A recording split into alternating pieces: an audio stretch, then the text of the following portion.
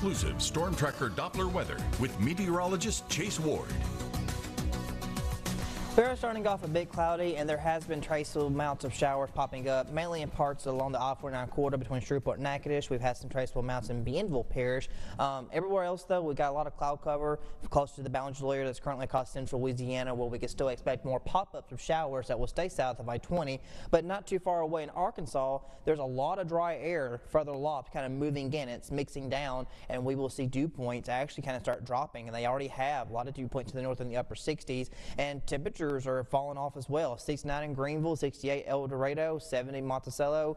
Notice more mid-70s across Louisiana, and the dew points in Louisiana are mostly in the lower 70s, but to the north, Monticello dew point is in the lower 60s, and we will see more of this dry air mix in as we go overnight and heading into this weekend. So this morning, most places have the cloud cover, but by this afternoon, the skies will begin to clear. Temperatures not too hot, mostly lower 90s for our daytime highs, and with that dry air, it's not going to make it feel too hot or too humid like we've kind of been dealing with for most of August and for the summer. Now over the weekend, yes, temperatures will be on the climb to the mid near upper 90 range heading into next week, but the main thing is just it's less humid. So good news in that regard, and even more good news is the fact that next week we're having a frontal boundary move through, which will be knocking our temperatures down to the upper 80s, but it also is going to be a little bit unsettled. So today, most any pop-ups will stay south of I-20 in the frontal boundary.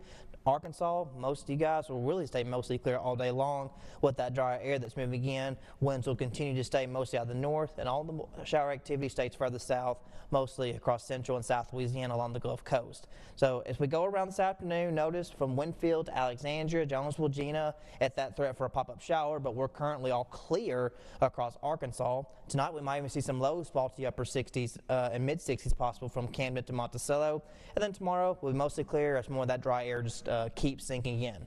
Now as we look out into the tropics, Hurricane Erin not too far from the New England coastline.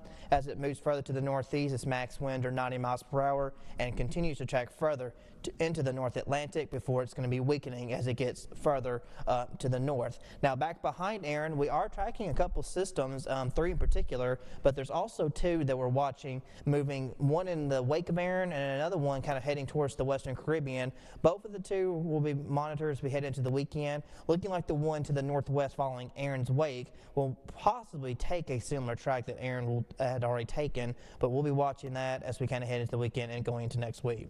Now tonight we fall to lower 70s, it's going to be mild and quiet. Then for tomorrow, we'll be in the mid 90s, so it'll be less humid.